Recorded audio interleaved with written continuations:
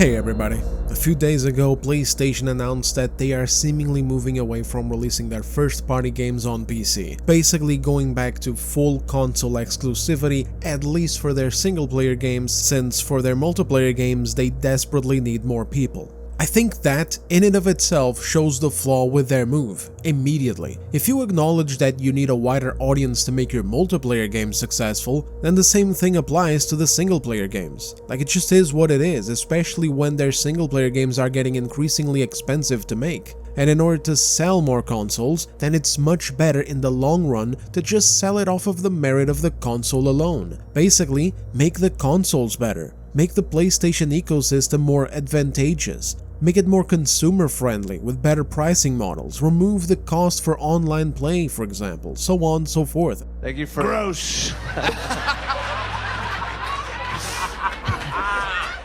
Ew. And of course, make the system itself be better. Break down this weird wall that consoles seem to have, make it more malleable, give users more options, more customization, so on and so forth, more use for your console. Basically sell the system off of the merits of the system alone, rather than just off of the merits of exclusive games. I find this to just be such a stupid idea. And I'll be going deeper into why in this video, but just as a frame of reference, if you're trying to make money on your consoles based off of the first-party games you're making, what happens when those games fail? And what happens when those games don't appeal to people widely? For example, PlayStation games tend to circle around 3 or 4 genres that go together, basically open-world action-adventure games, light RPG elements but no actual RPGs, and occasionally over-the-shoulder narrative-focused games like Last of Us and God of War. There's nothing wrong with that, but what about players who enjoy other genres? By relying on just the exclusives, they're neglecting a bunch of people off the get-go. Then let's say their solution to that is shift focus and make games in other different genres as well. Oh, but whoops, now you're neglecting your former customers. Also, games are increasingly taking longer to make. They can't get them out as quickly as they could a generation ago, let alone 2. This results in less games and, well, again, if you're relying on games, then automatically that means less appeal. This is why sometimes the meme "PlayStation has no games" pops up. It's between those dry periods where first-party games are still cooking or occasionally getting delayed. Also, what happens when the games start to fall off? It's no secret that the sequels haven't been quite as strong as their debut titles in the last generation, except maybe for God of War Ragnarok, but even that depends on who you ask. The point is, mistakes can be made, hell, sometimes even colossal ones like Concord. From a consumer standpoint, where's the incentive to get a PlayStation console when the PlayStation brand has been consistently falling off since the turn of the recent generation? If things get worse rather than better, and by the way, some people don't even have the patience to wait on this since games take so long to come out that it's hard to pinpoint whether things are getting better at all when you gotta wait years for the studio's next game. So if things get worse or remain the same rather than better, where's the incentive for the consumer? Well, it's just not there. But if they focused on selling consoles based on the system itself and the services that they provide, by being the very best and offering the most value, we would all win, including them, because then they could release their games on other platforms at launch while the marketing for them is still hot, rather than 1 year later when nobody cares anymore, when the marketing is no longer going on, when other new games are being pushed with millions and millions and millions of dollars in marketing, and yours is just coming out almost like a shadow drop. And that's not to mention other problems, like people who spoil these games on social media and platforms like YouTube, and then even if you tell them, yo dude, spoilers, their response is, well, the game is a year old already. Except for you, the dude on PC, it's brand new. It's been tough to get any actual sensible discourse going about this matter when social media is just flooded with cringy console war ragebait posts, but we're gonna try our best anyway by diving into it in the next few minutes. So without further ado, let's jump in. Video game exclusivity is a pain in the ass, pardon my French. While I do understand that it is a viable tactic to attract people to the consoles that they're exclusive to, I still think that at the end of the day, the number one thing that makes people stay is the quality of the service. In other words, even if there was no game exclusivity between the big three, by which I mean PC, PlayStation and Xbox, even though if we go by money, Nintendo would be in that group, just off of revenue alone, but you know, bear with me here, Nintendo at the end of the day exists in their own little corner with their own little games. Most third-party games that release, well at least the AAA ones, you know, they don't come out on Nintendo at launch, they need extensive optimization to try and get them to work later on, and even then, some games never land there. It's first and foremost for people who want to play Nintendo games, which is why it's so sad that they've been increasing the prices not only of the consoles, but the individual games themselves. But anyway, so for example, someone like me, the idea of getting a Switch 2 over a PlayStation or just saving up for a PC doesn't even cross my mind, so we'll be focusing on PC, PlayStation and Xbox here. If there was no game exclusivity between these three platforms, I still believe that service and price would be very strong reasons why players choose whichever system they wanted most. Nintendo's really the only one who could be considered stupid for not going exclusive because their systems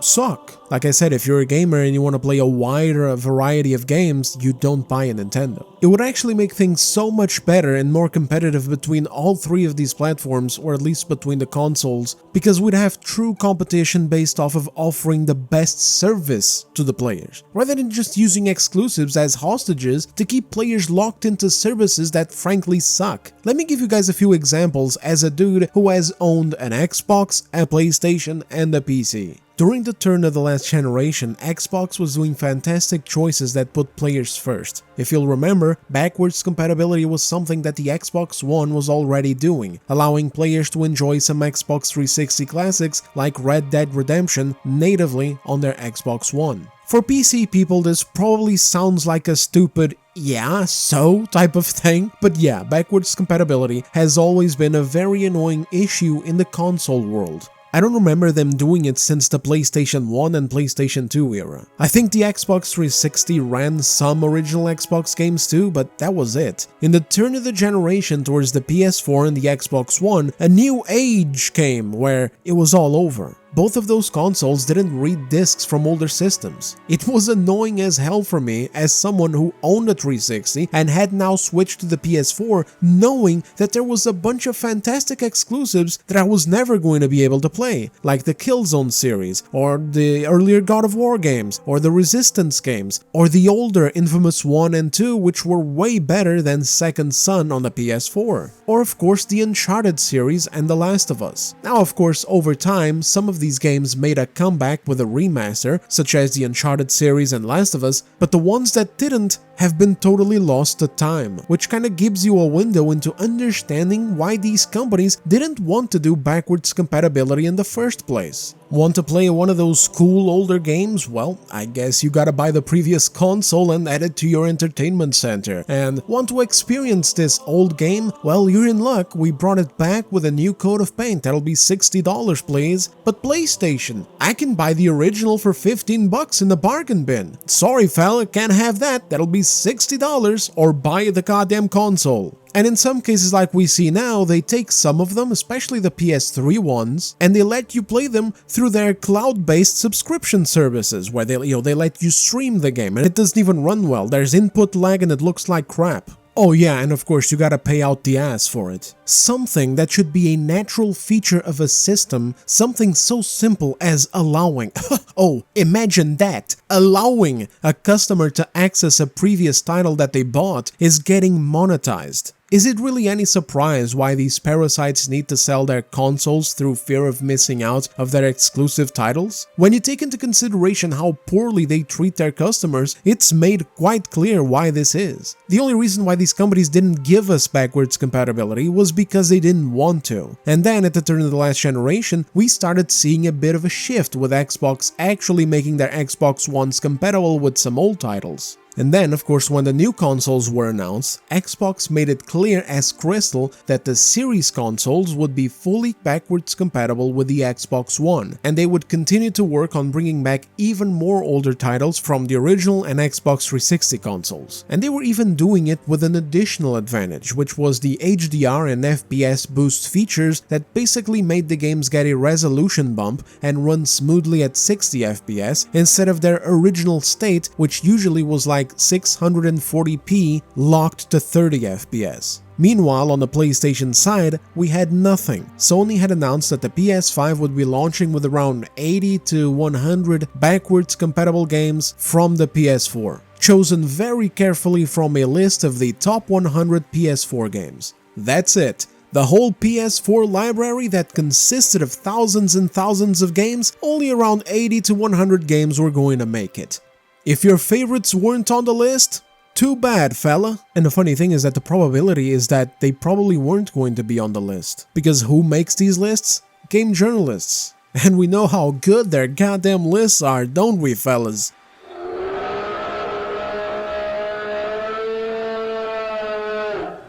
And also, who cares about favorites? I'm currently playing through Technomancer. There's no way in hell that Technomancer was going to be added. So what if I want to play Technomancer? Were they going to give me my money back? No, they were going to demand that I keep my PS4. This got a bunch of people pissed off at Sony and considering to buy the Xbox instead. No shit, backwards compatibility matters. Gamers didn't spend the past goddamn 7+ years buying up thousands of dollars worth of games, expansions and DLCs only for it all to just be locked away, especially when there are so many games that are still worth playing from that generation. Sony tried to stick to their guns for a while, saying that at PlayStation they believe in generations, and that they would eventually be adding more compatibility to other PS4 games, but that was it, and it was impossible to make it fully backwards compatible. More backlash followed, and then just a couple of months later, Sony suddenly pops up saying, "Oh, by the way guys, actually we figured out a way to do it and the PS5 will now be almost 100% compatible with PS4 games, minus like a dozen or so games that required peripherals that the PS5 does not have. So,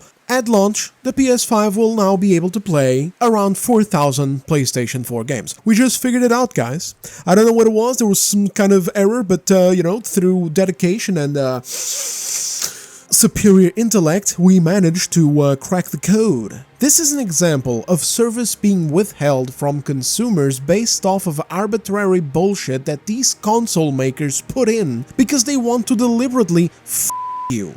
They want to give you a problem to then sell you the solution. It's not because it's for the best, it's not because they can't figure it out like, oh, with the operating system, it doesn't allow for... It's all bull, guys. If an operating system doesn't allow for something, you get the engineer to make it allow. Let me give you an Xbox example now. At the turn of the Xbox 360 to Xbox One generation, we all remember how badly Xbox was screwing up with that guy at the head of it, Don Matrick or whatever his name was. The dude wanted to make the Kinect the biggest thing since autosaves, so he was forcing it on every purchase of an Xbox One, which was also making the consoles more expensive as a result. While the PS4 was releasing at $400, the Xbone was $500 because of the Kinect's inclusion. When told to just remove the Kinect, this guy comes out and starts yowling about how it's impossible, like, remove the Kinect.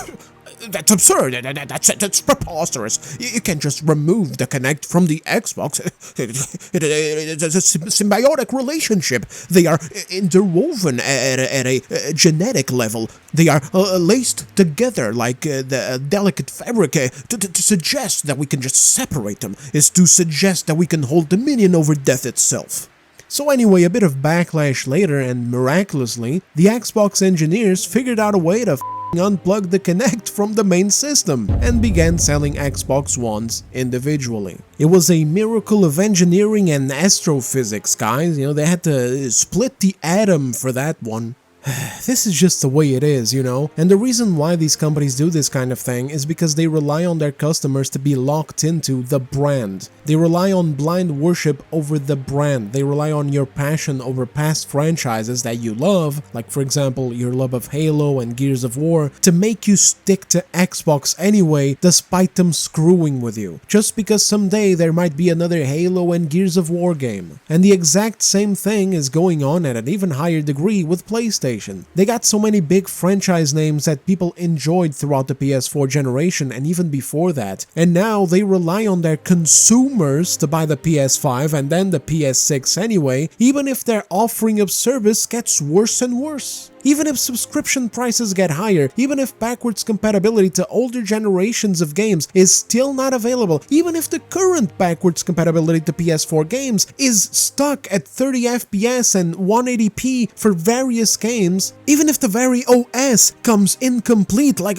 I'll never forget this, dude. There was a really cool function back on the PS4 that they added in, like, I don't know, 2017, 2018 maybe, and it was simple. It was just folders. You could create folders and name them and then move games into them to separate them by categories, for example. At least that's why I used it, to keep my garbage organized. When the PS5 came out, this was gone. In fact, much more than that was gone, but one thing at a time. There were no folders and no way to organize my library. Then in 2022 or 23, they make a whole ass announcement of new features coming to the PS5 with a new update. And the folders were there. They made a whole trailer to talk about the folders. And I'm just sitting there wondering, how is it possible that it takes you 2 to 3 years to implement such a simple concept, such a simple feature that was already available on the previous console? Anyway, the point is, none of this matter, none of these flaws matter. They rely on your love and your nostalgia for these franchises of theirs and your hopes that there will be more games that will be worth it in the future to get you to keep buying the new console. And this is just another example of the utter clown show that console gaming has become. These companies run their shit like some kind of live service almost. In their minds, they can't just release the new system with all the bells and whistles of the last system, because then they'd actually have to do some goddamn work to make new things and new functionalities, new bells and new whistles for the new system. So instead, each new console comes out more incomplete than the last one, so they can then update it with all the garbage that they have been updating their consoles with for like 20 years. And they make so much money too. Like, imagine being an engineer like at Sony. You only need to come into work once every decade. You got nothing to do, brother. And in some cases, you don't even get that much. Back in the PS3 and the PS4, you had a whole array of themes that you could choose that changed the way that your dashboard looked. It changed the background image, some of them were even dynamic. It changed the images of the icons too, changed the background music that played and the sounds of the menu as well. It was just customization. I mean, who the hell doesn't like customization? People have always enjoyed to be able to make something that they bought feel a little more like their own thing by playing around with customization options. But the tech industry in general hates this. You can really see how they want to turn us all into just renters. You can even see it in things that don't make sense. Like, for example, this website. YouTube channels used to have so many avenues of customization, but now all you can do is change your profile picture and your banner. Some of it doesn't have to do with the renter thing, admittedly, this is a far more generalized problem. Like, for example, there's been a meme circulating recently that showed how old McDonald's restaurants used to look so nice, just coming in various shapes and sizes, lots of colors, just fun all around. And nowadays, they all look the same. It's just a big gray block with a McDonald's logo and then little slogan on the side, just jorking it or whatever But back to the PS5, now all of those themes are gone. So by the way, if you ever spent money on themes during the last generation, too bad, thanks for the dosh, but suddenly, since we've reached the end of the last fun generation, and the theme of the new generation is boring, soulless tech slop, you don't get those transferred over. Bye! Don't forget to buy the new God of War, huh? Don't forget the new Spider-Man. Don't forget the new Ratchet and Clank. Don't forget, okay, fellas? Don't forget. But anyway, sorry for ranting. Let me get back to the main point. These platforms got way too comfortable sacrificing service to us for game exclusivity. Basically, they know you'll shut up and allow them to make online play only available through a subscription because you'll buy the console anyway for the exclusive. They know you're going to shut up about the price of the subscriptions going up for the same reason. They know you'll keep quiet about them taking away customization and not doing backwards compatibility, again for the same reason. And so now, you may be hearing me rant here and go, well Des, seems like they got it right then. Exclusives are the one thing to keep betting on, even if it's grounded in bad ethics and makes service worse over time because people are gonna buy them anyway. And that's true. The problem is though, what happens when the exclusives dry out? What happens when you slip up and start making substandard games? What happens when your spending skyrockets to the point where the exclusives are no longer being viable and you need way more sales? What happens when your higher-ups start making really stupid decisions, hiring bad talent and spending money like lobotomites? What happens when you get a Concord on your hands? What happens when your studio's game quality starts going down and the vibe isn't the same as it was during the PS4 generation anymore, where pretty much anytime the logo came on screen, you immediately got excited? I know I did, I'm not gonna lie. I don't do the whole console war cringe bullshit, but I was legitimately a very satisfied customer during the PS4 generation. I was having a great time, but that drastically changed over the course of the last 6 years. I own every major release from the previous generation. I mean major here, meaning that I'm not talking about games like Knack. But now, these properties are just not must-buys anymore. I treat them like any other AAA game from other big publishers. I used to never miss a PlayStation E3 event. Now I barely ever even watch their streams that they do now, where they announce new games or show off gameplay, you know, their little PlayStation showcase. I don't even know their names. You know, like the Nintendo Direct, but for PlayStation. Which brings me to the last what if, which is, what if all these mistakes, however small some of them might seem individually, add together and result in a loss of confidence in the PlayStation brand? Well, that's when you're cooked. And I'm mainly speaking up about the PlayStation here because when it comes to Xbox, it isn't even up for this conversation. The exclusive scene on their side of the aisle feels like it never even took off. Just feels like they were doing acquisition after acquisition for years with very little return.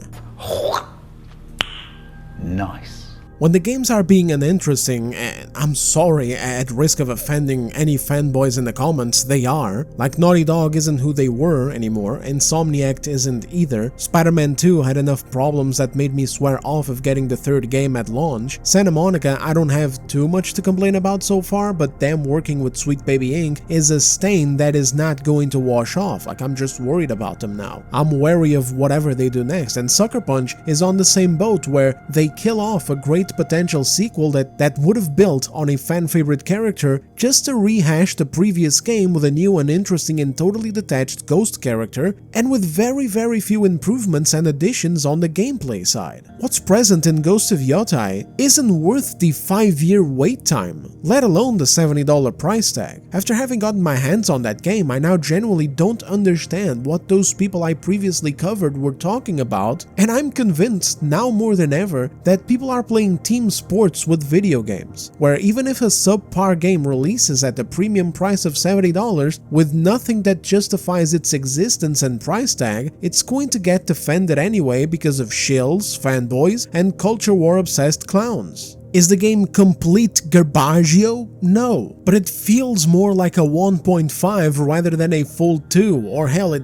even hits like less than that because it doesn't even follow the same story. It's just a rehashed, reboot-like version of the first game with some missing elements, reused assets, mechanics, and animations, very small and safe improvements, and useless additions like cooking fish or playing guitar. Of course, the visuals look much more refined and the map is bigger, but that's it. Some people like to say, oh, there's like 5 weapons now. Not really, there used to be 4 stances that behaved differently, now there's 5 weapons which equal to 5 stances. Each weapon only has 1 stance. So in terms of gameplay variety, you got just one more little thing. 5 years of development and a premium $70 price tag for this? And they couldn't even bother to at least do like old trilogies used to do, such as Mass Effect for example, where at least we're getting new chapters in an evolving story with characters we like? Anyway. let's just move on. So when this kind of thing is going on, service is the only thing that always remains consistent. If you had a solid basis of backwards compatibility, that'd be a plus. If you stopped charging people to simply play a game online, that'd be another plus. If subscription prices were at least affordable instead of always being increased, that'd be another one. Extra functionalities and customization is the same thing. If you made your console the best damn place to play, and you didn't overcharge, I believe exclusivity would not be necessary to sell those consoles in the first place. And whenever there's issues such as some games taking some L's, it wouldn't be such a hit to the brand. It's like, okay, yeah, whatever. Maybe I don't like Ghost of Yotei, but guess what? I don't need to play Ghost of Yotei because I can just play all of these other games. I can play Chronos The New Dawn, I can play Hell Is Us, I can play Dying Light the Beast, I can play Atomfall, so on and so forth. But when your goddamn console relies on the exclusives to sell it, what happens when those exclusives aren't worth it? And worse than that, guys, what happens when the prices just keep going up?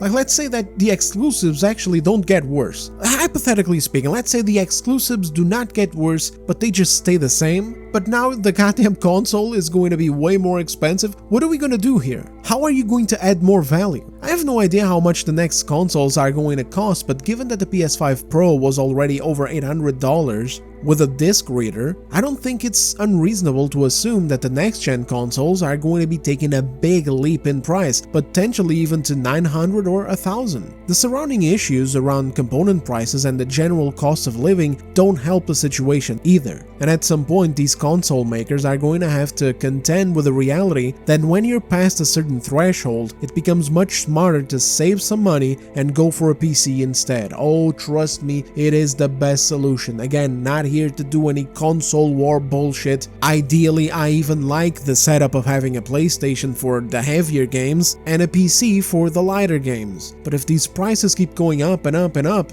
that's obviously not affordable. Now, PCs can be a pain in the ass too. Trust me, I understand that completely. That's why I avoided getting one for so many years. But I also believe the PC landscape back during the PS4 generation was not the same as it is now. Back then, it felt like shit was constantly evolving and leaving people behind. So basically, it was a no-brainer for me to buy a PS4 at $400 instead of getting a PC for, let's say, around $1,000 and then have to spend more money again a couple of years later to upgrade it because of how graphics were constantly evolving and getting better and better and better, or pushing more technology here or more technology there. Nowadays, there are jokes being made bringing up games like Batman Arkham Knight and Assassin's Creed Unity as open-world action games where visuals peaked that look better than games coming out today. And honestly, this is a good thing though. Like, it's a meme usually, but I don't mind if graphics have already peaked, or at least if they're evolving at a much slower pace. If I don't have to be spending a ridiculous amount of money every 2 to 3 years on a new Nvidia GT whatever the fuck 9000, I'm happy. That's why I don't even bother with all of this shit going on online in PC master race spaces where they all tell everyone to go consume the latest GPU so they can experience the ball-busting power and glory of ray tracing and path tracing and whatever other kinds of tracings they got going. I literally could not care less. What's that gonna do for me? Is it gonna make the game more fun? Is it gonna make the writing better? Is it gonna make my RPGs more robust? Is it gonna make my action games more exhilarating? Exactly, it won't. So I don't care. What I want now more than ever is for games to get back to focusing on gameplay first and leave all this other crap on the bottom. This is another problem that console companies like Sony and Xbox are potentially facing. If you got less consoles to sell due to less necessity to even make one with more tech to run newer games, then you gotta get your money from somewhere else. And games are the next best thing. This is another reason why it's so stupid for Sony to be going back to full exclusivity. They're deliberately selling less out of choice. And they're also being really stupid about it for no reason. And we're gonna be talking about that right now in the last point of the video. Recently, I saw this article from MBG on X. It was showing Spider-Man 2 sales data on PC and trying to theorize a reason as to why Sony is pulling away from PC. It cites that over 16 million units were sold on PS5 and only 700,000 were sold on Steam. Additionally, the PS5 version is still managing to sell over around 100,000 copies monthly, while Steam sales remain stagnant. Really? 100k a month? Something sounds wrong here, but whatever, let's move on regardless. I have a few things to say here and it's going to be a bit scattered, but bear with me. Something important to consider here is that to truly gauge this accurately, Sony should be releasing their games on PC right away. If they don't want to do it on Xbox, fine, keep it off the competitor's system, but on PC, I never understood why they don't just release it day one. It's one of the dumbest things on the planet. People who are on PC are not going to be buying a goddamn PS5, okay? That's done. Some of them already have one, like fair enough, I'm one of them. I'm not saying these people don't exist. But my point is, you're not going to convince someone who is invested into PC gaming to drop it for a PS5, regardless of if those exclusives come out on PC or not.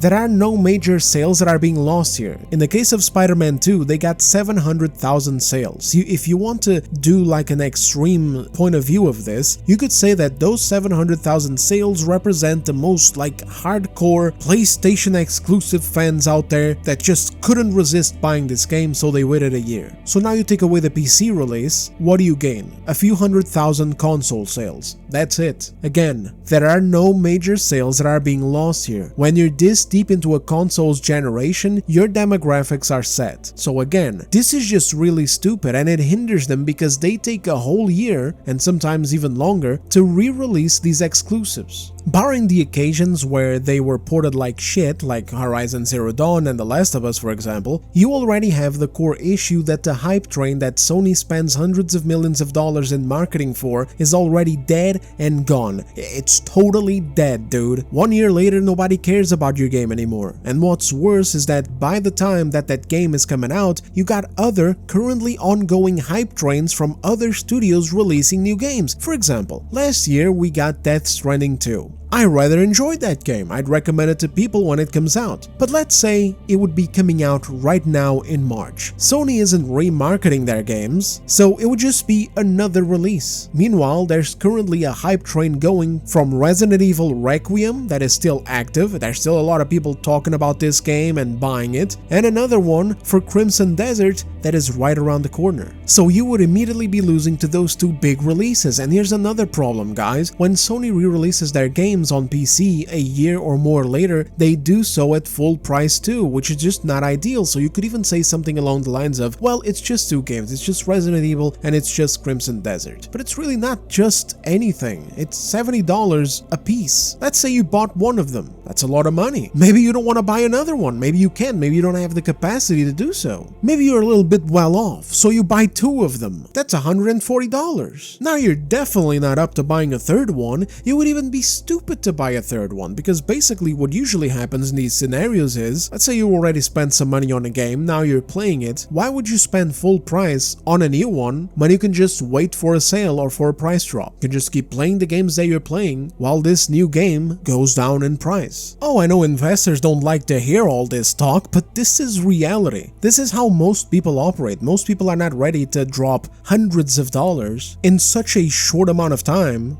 on just a couple of games. $100 on like 14 or 15 games on super great sales on Steam? You may convince me of that, good sir. Every now and then you may convince me of that. But what, 170 on 2 or $210 on what, 3 AAA titles? What, are you fucking stupid? Right off the get-go, we have various reasons why it's stupid to delay a PC release for a year and then judge it based on that. Like, oh, PC gamers don't want our games. I mean, look at this, 700,000 sales compared to 16 million. I mean, come on, guys, come on, this is ridiculous. No, what's ridiculous is what you're doing. And now here's another thing that you guys are going to have to bear with me here, okay? I might sound a little schizo and maybe even make some of you mad, but hear me out. In general, I think the PC crowd has higher standards than the console crowd. If you've been watching my videos for a while now, you'll know that I despise the incredibly cringe concept of console war nonsense. This is not what I'm trying to do here, far from it. I mean, I just gave you an example of PC retards above, which are the ones who worship their components and play 4K games to see how many nano polygons of light get reflected off of their little flashlight in whatever video game they're playing for that purpose alone before turning it off. Basically, surprise surprise, every platform has morons, and my goodness, don't even get me started on the Nintendo ones. But the reason why I think PC folks have higher standards is because in general it costs more money to get into PC gaming, at least if you're serious about it and actually have an interest in playing these games. So generally speaking, I'd say on average, from a sample group, you have more adults on PC who are actually deeply into gaming than on consoles. Consoles have a lot of kids who will shit their pants at the sight of a Spider-Man game, and with very little standards over whether or not it's good. I mean, holy shit, I remember being a kid and liking pure garbage games that I have since heard people dunk on. Like Saw 2 or Saw 3, it was considered one of the worst Xbox 360 games ever by many, and meanwhile, back then, before I even went on the internet to watch crap, I remember playing the demo of that game over and over and over and over and over and thinking how awesome it was, and hoping that one day I would be able to find a copy of it on sale, because back then I couldn't buy games digitally. The digital store didn't work for every game. In the end, I ended up not being able to find it, but I'll tell you what I did find though, a copy of a Prison Break game. It's a total ass game as well, and guess what? I loved it as a kid. I loved it. I would play it right now if I could, out of nostalgia. Kids are kids, it is what it is. And sometimes it isn't even the kids buying games, it's their grandparents or their uncles or their brothers, etc. Consoles also have a lot of adults like my brother who solely stick to mainstream releases. They know nothing about games, they don't check anything, they don't have favorite review YouTubers. He doesn't even ask me if a game is good. Like sometimes, every so often, maybe he comes in, hey, is this game good? But that's it. It's just people who buy whatever is the mainstream release, you know, to play it like once every blue moon because they're too busy with kids, work, wives, mothers-in-laws, annoying brothers, so on and so forth. So please understand two things here. Number one, I'm not saying that if you're a console gamer, you automatically have worse standards. I mean, Jesus, I was a console gamer exclusively up until January of this year for many years. But if you were to take a sample size, those are probably going to be the average results. And number two, I think Sony severely overestimates the quality of their games. The strongest quality of Spider-Man 2 is the traversal. You take that away, nothing that it does, be that world design, writing, story, interaction, combat, depth, etc., none of it is above average. And that's a big thing in PC gaming. Like, the store is massive, there's more games than you can literally count. So over there, people do tend to wait for sales a lot more often than on console. If something feels overpriced, they're going to wait it off and play something else in the meantime. But when a game is worth it,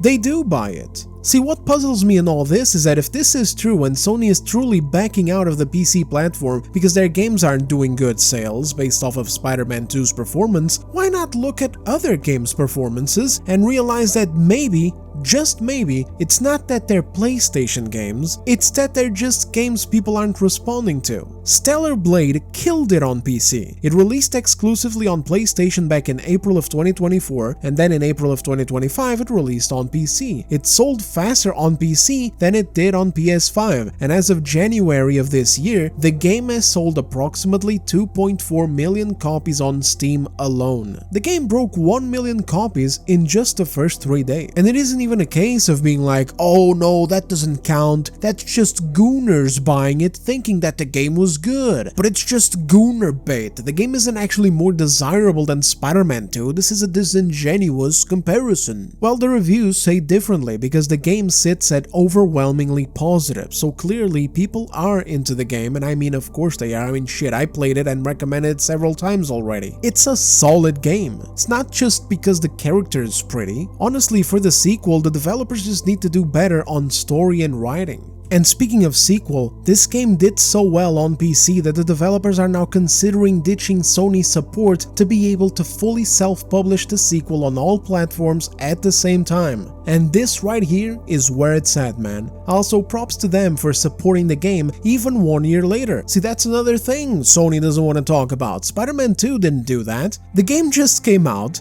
and that was that. No special updates over time, no nothing. They saw that the sales weren't hitting as strongly as they wanted them to, so they didn't even bother with making DLC. And it ain't even that the game sold badly, the game actually sold pretty damn well for a console game. But it costs a lot of money to make. It costs way too much money to make for a game that's going to be locked to one console only at launch. Recently, we also have Resident Evil 9, what's the expression? Throwing egg on Sony's face? Is that the expression, my English friends? Sorry. Anyway, yeah, it's serving as a solid example that the problem isn't the PC. This game is, by all effects and purposes, a game that some people online like to call Sony-like. I hate that label, I honestly do. I don't like ascribing the over-the-shoulder story-focused element of a game to Sony. Like, I get it, it's what they do in a lot of their games, but take it easy, motherfucker. God damn. Anyway, despite me not liking the way that this is said, the truth is that in a way it fits. It's the type of game that you would see as a first-party Sony game because it's very narrative focused. And yet, it killed it on PC too. It sold like hotcakes, and Capcom has recently stated that currently half of their sales were on PC alone, which has now made them consider taking the platform more seriously going into the future. Here's the truth bomb. If Sony's games aren't selling well on Steam, it's their own damn fault for the way that they run their business over there and for the quality of their games.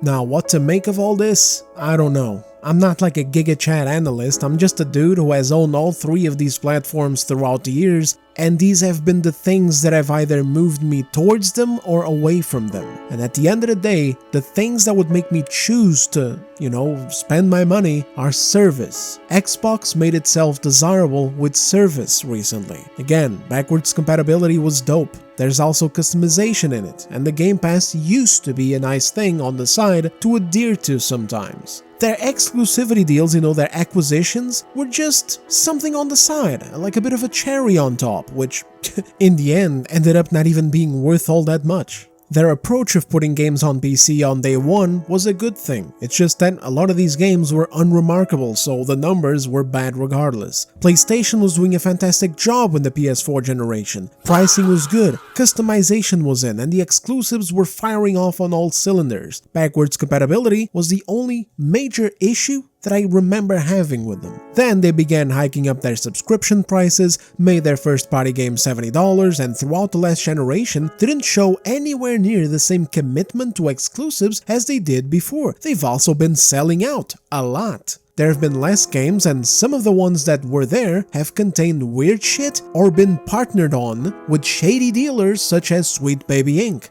Look, this is just a meme that I found while I was browsing Twitter, but I found it so perfect. It's in relation as to why didn't Spider-Man 2 do well on PC, and I mean, just look at it. You got MJ's big-ass ugly head in the forefront, and Miles' shitty final outfit where his goddamn hair is sticking out of the mask. I actually got triggered when I saw this because I had forgotten that they did this to Miles, because ever since then, we never saw this outfit of Miles in any piece of marketing at all. It's like they put that out there, it was supposed to be his new suit, oh my god, the advanced suit, and now PlayStation's kind of just, okay, took that away, hide that shit, nobody needs to see that, okay?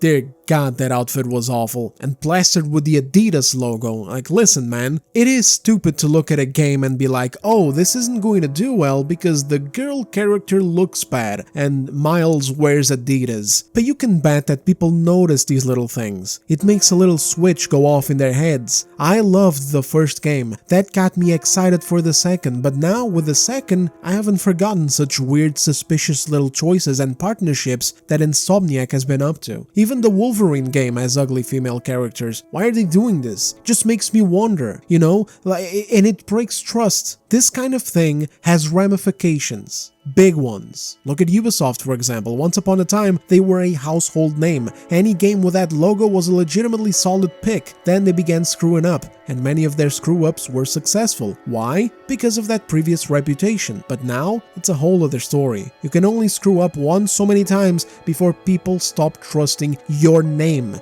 your brand. And so that's why exclusive games should not be the metric that console makers go for in order to sell their consoles. They should either step into the ring on equal footing with Steam and the quality of service that it offers, and make it by offering the best damn service possible, with a balanced hardware price, and just let games be the big money makers across all platforms that they can be. If these console makers, specifically Sony here because Xbox is publishing on PC, but you know, that is, like I said, their game quality on average is, it's bad, brother, it's rough. If these two platforms can't do better, well, I don't know how long the whole console market is going to last in general. What I do know is that PlayStation taking their games away from Steam really isn't that much of a loss on the PC market. Certainly not as much of a loss as some people online are making it out to be. And something else that I do know is that even if you make good games, you need to bundle that with good service. Good service is always going to be right there at the core. And recently it feels like both of these platforms have forgotten that.